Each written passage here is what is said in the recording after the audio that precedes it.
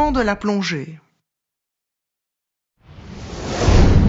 Afin d'en réduire les risques, il est essentiel d'être préparé à pouvoir dire non et de postposer une plongée advanced, ne fût-ce que même si tu ne te sens pas bien ou si tu n'es pas en forme. Pour être en pleine forme pour effectuer ta plongée, tu devras être bien reposé et avoir mangé correctement. Cela signifie que tu absorberas des sucres avant la plongée et non après. Tu prendras également soin de ne pas être déshydraté en buvant de l'eau ou du jus de fruits. Évite également la prise de médicaments ou de drogues ou de fumer quelques heures avant la plongée. Avant de t'apprêter, assure-toi que les systèmes de communication d'urgence fonctionnent. Si tu prévois d'utiliser des GSM, assure-toi que tu en possèdes les codes d'accès et que tu possèdes la liste des numéros à appeler. La meilleure façon pour effectuer la plongée advanced est de la faire à partir d'un bateau avec le support d'un centre de plongée.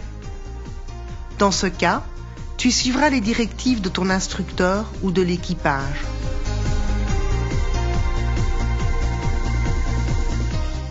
Avant d'enfiler ta combinaison, prépare et monte ton équipement et attends le briefing de la plongée.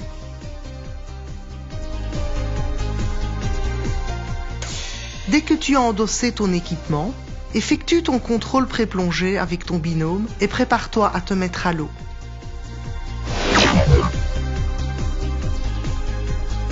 S'il y a du courant, une ligne de traîne terminée par une bouée sera déployée à la surface de l'eau.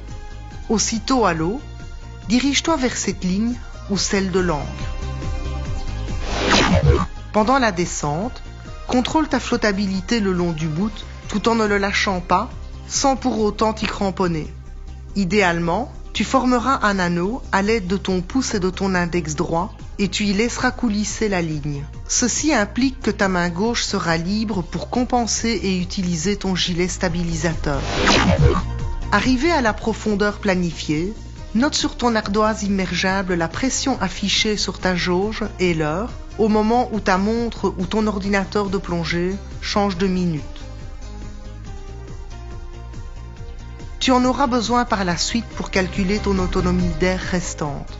Tu effectueras maintenant une courte excursion sous-marine tout en prenant soin de bien garder ta profondeur constante. Au retour, prends à nouveau note sur ton ardoise immergeable de la pression affichée sur ta jauge ainsi que l'heure au moment où ta montre ou ton ordinateur de plongée change de minute. Tu peux maintenant calculer ta consommation et déterminer ton autonomie restante en minutes. Ne sois pas étonné si ces simples calculs te semblent difficiles. Cela est dû à la narcose à l'azote.